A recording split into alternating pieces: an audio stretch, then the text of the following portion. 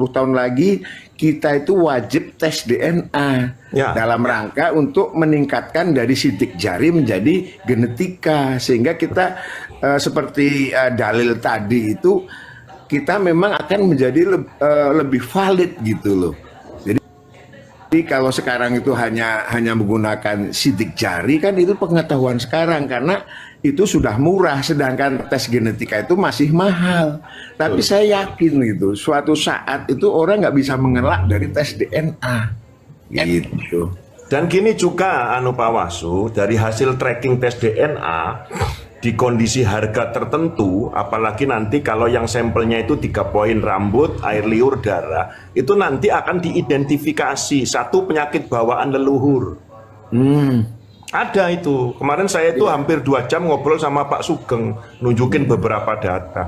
Jadi yang namanya tes DNA itu tidak hanya berkaitan tentang jalur silsilah nasab. Dalam hal ini adalah peta migrasi, misalkan Pak Wahyu nih, misalkan dari India, nanti leluhurnya yang kesekian dari mana. Bukan hanya itu, tetapi juga nanti ada semacam koloni. Pak Wahyu ini persaudaraan sesuai hasil tes DNA, nanti dari Iran berapa orang yang sudah tes DNA, dari Irak berapa, dari Afrika berapa. Sekaligus nanti dari silsilah hasil tes DNA yang Pak Wahyu sudah sampaikan di BRIN dan beberapa laboratorium, itu akan teridentifikasi penyakit leluhur dari Pak Wahyu, penyakit bawaannya apa saja, kemudian watak-wataknya apa saja, seperti itu. Itulah ilmu DNA atau dalam bahasa Nabi dulu namanya ilmu qiyafah, seperti itu. Nah, jadi jelaskan, jadi begini, tak perkuat ya.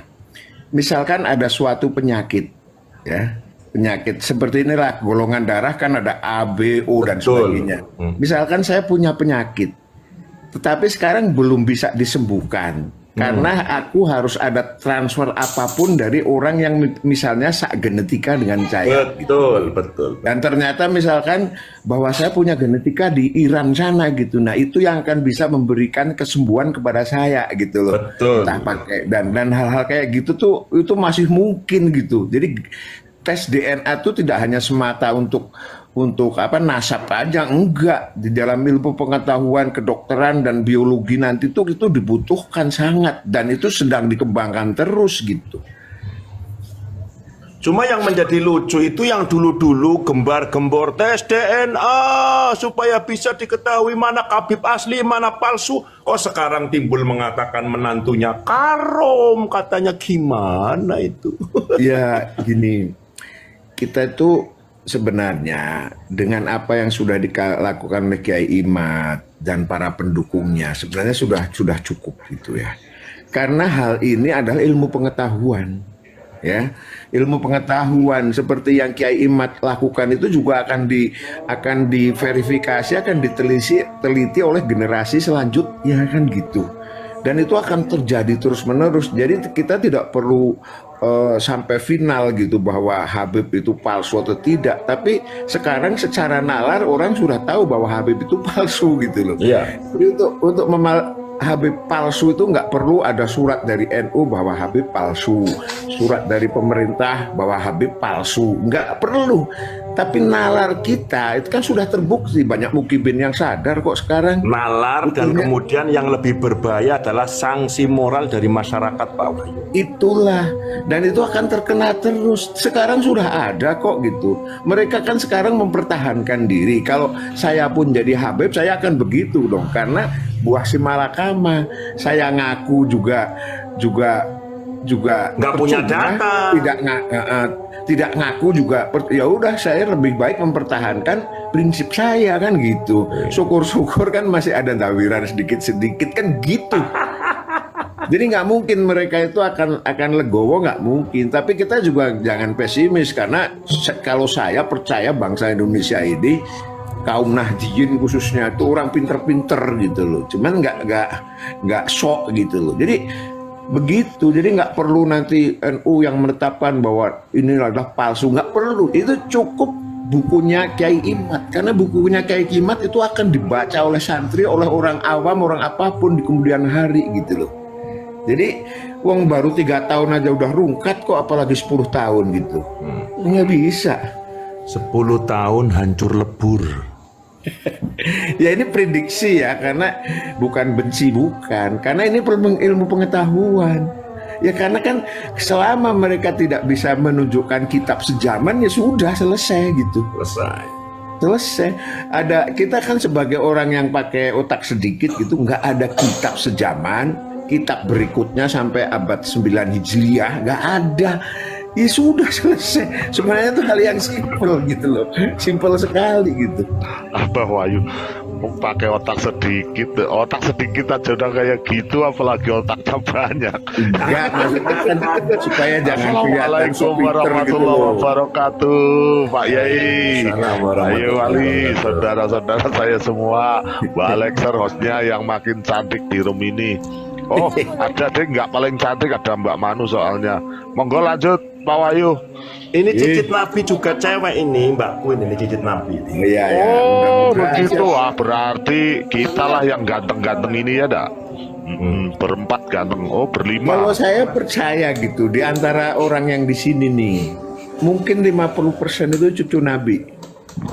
Ya, cuman ini orang berapanya tuh? 2, 3, 4, 5, 6 kan? Mungkin separuhnya itu cucu Nabi. Kita nggak ngerti gitu loh. 6 kan? Mungkin separuhnya itu cucu Nabi. Kita nggak ngerti gitu loh. Bahwa jenengan itu sebenarnya tapi nggak mau ngaku. Oh bukan, kalau aku kan ya kalau aku ngaku kan harus ada datanya. Aku nggak punya bawa data. Jenengan Pak Wahyu, bawain jenengan itu tapi nggak mau ngaku. Iya kan begini, tanda-tandanya itu kan salah satu tanda yang gampang diterima itu kan orang itu tuh open terhadap ajaran Kanjeng Nabi Muhammad, yaitu orang-orang yang nyantri, orang-orang yang menekuni agama. Kalau saya kan enggak, karena itu pasti tuh ada ini, ya ada greget lah gitu kan, enggak gampang gitu, artinya wong saya aja dulu disuruh sholat aja males gitu kan. Jadi ada orang-orang yang memang mempunyai makom gitulah, istilahnya makom kali ya. Jadi punya makom keturunan Nabi Muhammad gitu. Kalau saya enggak, karena saya kan dulu bandel gitu. Ngaji aja, ngajinya kadang-kadang kan gitu.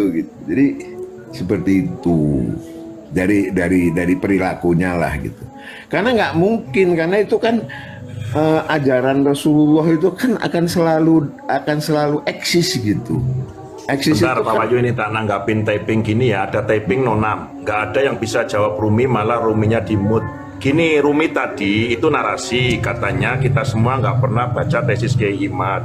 Aku coba dia minta naik, tapi dia tetap typing kayak gitu. Nonaim dan siapapun, saya nggak akan bawa yang lain, saya sajalah. Kalau saya itu sudah hampir membaca 50% kitab-kitab yang dibaca oleh Kiai Imad, itu yang pertama. Yang kedua, Kiai Imad itu pernah 2 kali ke rumah saya, dan saya pernah ke Kiai Imad 3 malam, 2 hari 3 malam. Artinya tapingan Anda itu tapingan sampah, you know, gitu, paham ya?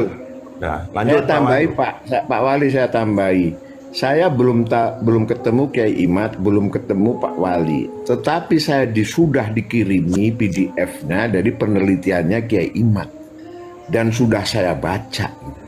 Makanya saya nggak sembarangan, tetapi kan di situ kan istilahnya kan istilah apa namanya, ilmu pengetahuan yang ada bahasa-bahasa Arabnya gitu, yang saya nggak gampang nyantol gitu. Tapi yang penting saya pernah baca, jadi saya nggak hafal gitu. Tapi maknanya kisi-kisinya saya tahu gitu, bahwa tidak ada kitab sejaman dan sebagainya. Tapi kalau ditanya kitab apa, saya nggak bisa, karena saya nggak terbiasa dengan lidah-lidah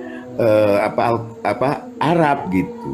Tapi secara ini saya udah baca. Tapi kalau ditanya apa kitabnya apa, nggak ngerti, saya nggak hafal gitu, nggak gampang untuk ngapalin itu, nggak gampang.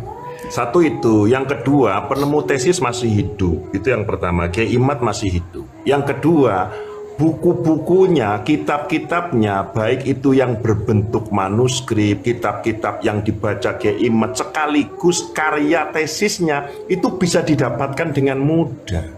googling silahkan, sampean cari tahu RMI Banten, di situ menyebutkan beberapa narasi-narasi tulisan-tulisan Kiai Imaduddin. Buku-bukunya juga banyak. Artinya apa? Saya, Pak Wahyu dan teman-teman itu tidak dalam wilayah perspektif taklid buta. Beda dengan Mukibib, di mana menstandarkan keyakinannya kepada orang yang mana orang yang diyakini malah don. Padahal yang namanya don itu jelas Allah menegur. Silakan buka di surat Yunus, Bismillahirrahmanirrahim, wa ma yattabi'u aktsaruhum illa dhanna inna dhanna la yughni minal haqqi syai'a.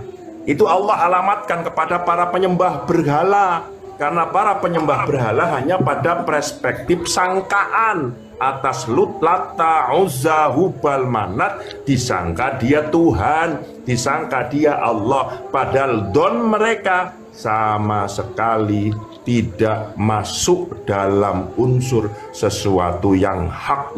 Demikian juga jalur Nasabaklawi sampai dengan hari ini berbasis don. Dari apa? Pengambilan dari kitab Samsud Dohiro yang dikarang oleh Ali Abu Bakar Asyakron, di mana di dalam teksnya menjelaskan waqad fahimtu, di mana yang pemahaman Ali Abu Bakar Asyakron bahwa Ubaid dari Ubaidillah dari Abdullah yang distandarkan sebagai putra Imam Ahmad bin Isa, namun pengambilan sumbernya dari tarikh suatu kitab, yakni kitab Tabaqatus Suluk. Sementara berhenti di kitab itu pun yang penulis si musonep tidak men-tracking secara yakin tentang silsilah jalur Ubaid yang kemudian merupakan taskhir dari Ubaidillah yang kemudian menjadi Abdullah. Blunder itu Ali Abu Bakar Asyakron, saudare. Begitu.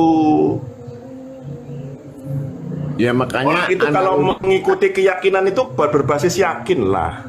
Jadi nggak boleh kita taklid kepada orang sementara orangnya aja nggak yakin. Ngapain gitu loh. Aku melok Pak Wahyu. Ayo Pak Wahyu nanti embuh. Meh nang ndi? Yo melok wong bingung yo, bingung bareng rek. Ya opo sih sampean niku?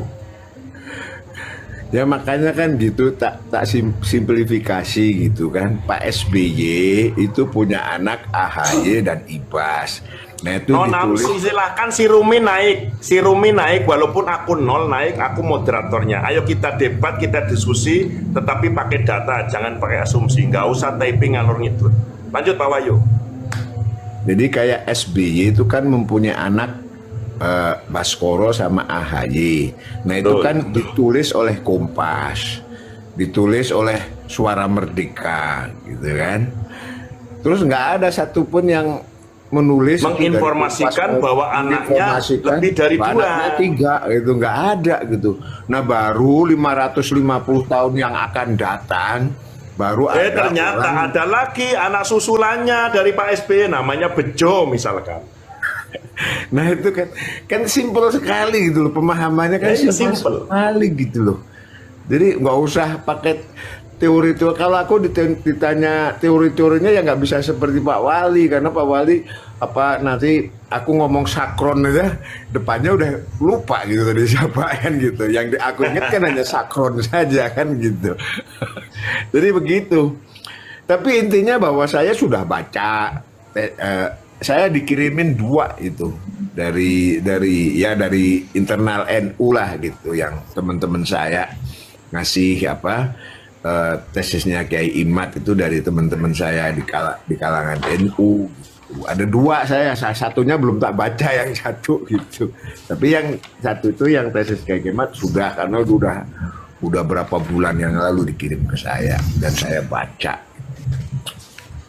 Makanya saya yakin betul gitu. Jadi saya melihat Kiai Imad itu bukan orang sembarangan gitu. Jadi dilihat dari tutur katanya, terus metodologi penelitiannya, ini bukan main-main itu. Secara metodologi ilmiah ya, bukan terkait dengan apa